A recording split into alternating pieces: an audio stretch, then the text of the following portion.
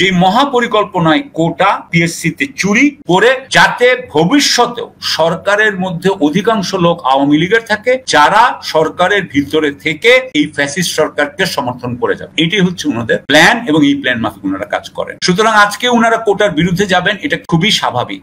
এইচ.টি. ইমাম বলেছিলেন যে শেখ হাসিনা উনাকে বলেছিলেন যে আপনি আমাদের ছাত্রলীগের ছেলেদেরকে ঢুকান সরকারি চাকরি। উনি বলেছিলেন যে 2014 সালে আমরা নির্বাচন বানচাল করা, কারচুপি নির্বাচনে যারা বিরোধিতা করছিল তাদেরকে ওনারা দমানোর জন্য সেই সময় প্রশাসনে যে সমস্ত ছাত্রলীগ অফিসার ছিল ভ্রাম্যমাণ আদালত দিয়ে তাদেরকে ওরা শায়েস্তা করেছে। ভ্রাম্যমাণ আদালতে সবাইকে জেলে ঢুকে দিয়েছে এবং উনাকে বলা হয়েছে যে ছাত্রলীগের ছেলে পেলেদেরকে মেয়েদেরকে তাদেরকে যাতে সরকারি চাকরিতে নানা জায়গায় ঢুকিয়ে দেওয়া হয়।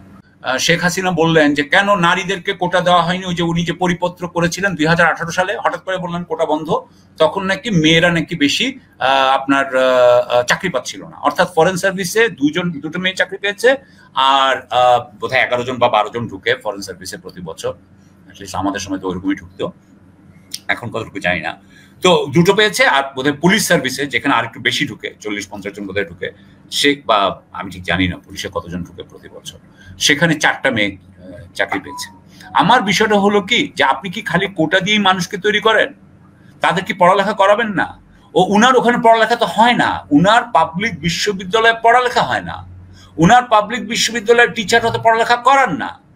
তো তাহলে পড়ালেখা করাবেন না, খালি ওদেরকে কোটা দিয়ে ঢুকাই দিবেন? Is that right? না। একবার এইচ.টি. ইমাম বলেছিলেন যে শেখ হাসিনা উনাকে বলেছিলেন যে আপনি ছেলেদেরকে আমাদের ছাত্রলীগের ছেলেদেরকে ঢুকান সরকারি চাকরিতে।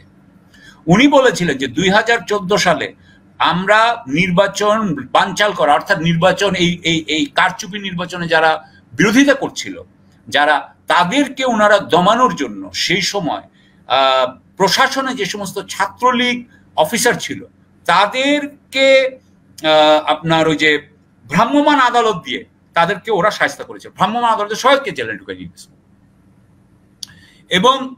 এবং উনাকে বলা হয়েছে যে ছাত্রলীগের ছেলে পেলেদেরকে মেয়েদেরকে তাদেরকে যাতে সরকারি চাকরিতে নানা জায়গায় ঢুকিয়ে দেওয়া হয়। সো আমি বলতে যাচ্ছি, একদিকে আছে কোটা যেখানে হচ্ছে চুরি। আপনারা একটু আগে দেখলেন যে একটা হচ্ছে কোটাতে হচ্ছে কিভাবে 56% কোটা করে দিয়েছে যাতে আপনি ঢুকতে না পারেন। সেকেন্ড কি করছে দেখেন, আপনি মেধা থাকুক আর না থাকুক, মেধা থাকলেও ডাজন্ট ম্যাটার, আপনি যদি 6 বা 7 হন তাহলে কিন্তু আপনি প্রথম ফরেন সার্ভিস বা ওগুলোতে যেতে পারবেন না, কিন্তু 40 নম্বর বা 52 নম্বর বা 80 নম্বর সে কিন্তু ফরেন সার্ভিসে চলে যায় এই কোটার কারণে। তার ফলে হয় কি, মেধা ব্যাহত হয়। দ্বিতীয় কি হয়, আরেকটা জিনিস দেখেন, এই যে আবেদ আলীদের দিয়ে এই যে আপনার পিএসসি কিন্তু ওখানে আবার আরেক চুরি।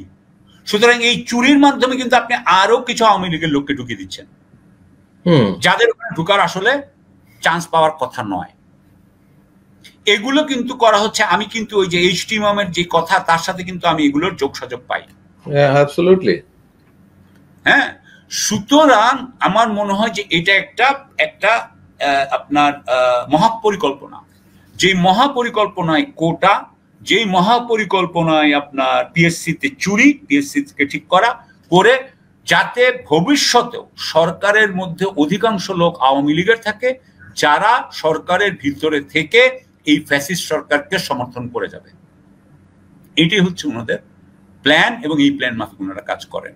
সুতরাং আজকে ওনারা কোটার বিরুদ্ধে যাবেন, এটা কিন্তু খুবই খুবই স্বাভাবিক। আজকে উনি বলছেন যে মুক্তিযুদ্ধের নাতিপুতিরা পাবে না তো কি রাজাকারের নাতিপুতিরা পাবে? তার মানে কি, তো রাজাকারের মানে কি, রাজাকার যে ছিল 1971 সালে তার নাতিপুতিকেও আপনি ছাড়বেন না?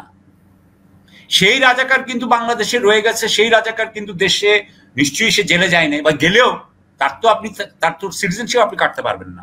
সে তো সিটিজেন অফ বাংলাদেশ, তার নাতিপুতিকেও আপনি ধরে রাখবেন? আরেকটা কথা আমার বলার আছে, সেই সময় রাজাকার একটা কথা বলতো, রাজাকার বা সেই সময় যারা আমরা বলতাম দালাল, যারা দালালি করতো, কোলাবরেটর, তারা একটা কথা বলতো যে তোমরা ইসলামে তোমরা পাকিস্তানের বিরুদ্ধে পাকিস্তান ভাঙতে চাও, যেহেতু এখন দিল্লির অধীন হবা। আমি এটা আগেও বলেছি আপনার অনুষ্ঠানে যে আমরা কিন্তু সেটার চরম প্রতিবাদ করতাম, কিন্তু আজকে শেখ হাসিনা যেখানে ভারতের কাছে বাংলাদেশকে যেভাবে বিক্রি করেছেন, আমার এটা বলতে কোনো আপত্তি নেই, বিক্রি করেছেন, তাতে কি উনি কি ওই যে রাজাকারদেরকে দেশপ্রেমিক বানান নাই? আমি ওই রাজাকারদের কথা বলছি যারা পাকিস্তান ভেঙে যাবে এবং তাতে তাদের আপত্তি ছিল না, কিন্তু তাদের কথা ছিল পাকিস্তান ভাঙার পরে আমরা দিল্লির অনুগত হব না, এই জন্য তারা যুদ্ধ করছিল। আপনি তো তাদের কথাকে সত্যি করলেন। এক্স্যাক্টলি, আর রাজাকার ছেলে রাজাকার বলে, কিন্তু আমি রাজাকার বলে বলে আপনারা 50 বছর আগের একটা মানুষকে সারাক্ষণ পিটাবেন, আমি কিন্তু এটা অ্যাকসেপ্ট করি না। আল্লাহ বলেন যে মানুষকে কিন্তু আপনার দ্বিতীয় চান্স দিতে হবে, তৃতীয় চান্স দিতে হবে। আপনি এই দেশের বিভক্ত করতে করতে করতে করতে এই দেশটাকে উনি সারাটা জীবন বিভক্ত করে রেখেছেন, এবং এই রাজাকার বলা বিভক্ত। হ্যাঁ, আমি রাজাকারের পক্ষে নই, কিন্তু আপনি 50 বছর পরে একটা বাচ্চাকে রাজাকারের ওর নানা রাজাকার ছিল এই জন্য পাবে না, আমি এটা অ্যাকসেপ্ট করতে পারি না, এটা আমি অ্যাকসেপ্ট করতে পারি না এবং করবো না। ওই বাচ্চাটার কোনো দোষ নাই, তার নানাকে, তার জন্য বাচ্চাটাকে আপনি ইয়ে করছেন, ওয়াই? আমি আপনার সাথে একটু সম্পূর্ণ করতে চাই। যেমন রাজা মুক্তিযোদ্ধার যে ভুয়া মুক্তিযোদ্ধার তালিকা তো আমরা কথা বলেছি, কেউ কি কখনো এই যে 30 লক্ষ যে নাম্বারই হোক শহীদের, এই শহীদদের ফ্যামিলি নিয়ে কেউ বলছে যে শহীদদের কোটা কোনটি? মুক্তিযোদ্ধার কথা বলে শহীদদের কথা তো কেউ বলছে না। সেকেন্ডলি আপনার শহীদদের কথা কেউ বলছে না, যারা জীবন দিয়ে গেল তাদের কথা তো বলছে না। এবং এই দেশের সবাই মুক্তিযোদ্ধা, এই দেশে এই কৌটা করে আওয়ামী লীগদের এখানে ঢুকানোর জন্য একমাত্র এই ঘৃণ্য প্রচেষ্টা ছাড়া অন্য কিছু নাই। কোটার মাধ্যমেই আওয়ামী লীগকেই ঢুকানোর জন্য এই প্রশাসনে, যার জন্য তারা কোটা সিস্টেম করতে চায়। এবং আপনি দেখেন আওয়ামী লীগে যখন একটা রাজাকারের তালিকা হয়েছিল কিছু এই সরকারের আমলে, মনে আছে, এখানে 10,000 রাজাকারকে চিহ্নিত করা হয়েছিল বাংলাদেশে। এর মধ্যে 8,000 দেখা গেল আওয়ামী লীগেরই সদস্য। আওয়ামী লীগ রাজনৈতিক সম্পর্ক, সাথে সাথে এই তালিকাটা ডিলিট করা হয়। এই যে বিএনপি জামাত মিলেও 2,000 হয় নাই, কিন্তু আওয়ামী লীগের সর্বোচ্চ রাজাকারের সংখ্যা এখন যিনি প্রশ্ন করছেন, এখন যিনি আওয়ামী লীগের তার বাপ, উনি সরাসরি উনি নিজের ভাইয়ে বলছে যে আমার বাবা রাজাকার, যেটা রাজাকার ছিলেন। রাজাকারের ছেলেকে আপনি মন্ত্রী বানাচ্ছেন, আর ভুয়া মুক্তিযোদ্ধার ছেলেকে আপনি প্রশাসনে আনতে চান। এবং আপনি যথার্থ আপনার মেমোরি আলহামদুলিল্লাহ খুবই ভালো, আপনি এইচটি ইমামের এই কথাটা আমারও মনে পড়ে, এটার সাথে এই সূত্রটা দেখেন একদম মিলে গেছে, সব মিলে যায়।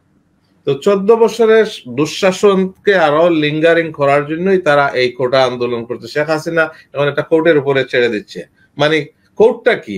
কোর্টটাই তো হাসিনা। এই বিচার সিস্টেম আছে বাংলাদেশে?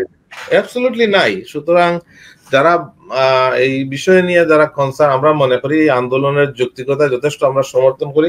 আমরা মনে করি এই বৃহত্তর আন্দোলনে বিরোধী রাজনৈতিক দলগুলো সমর্থন দেওয়া উচিত।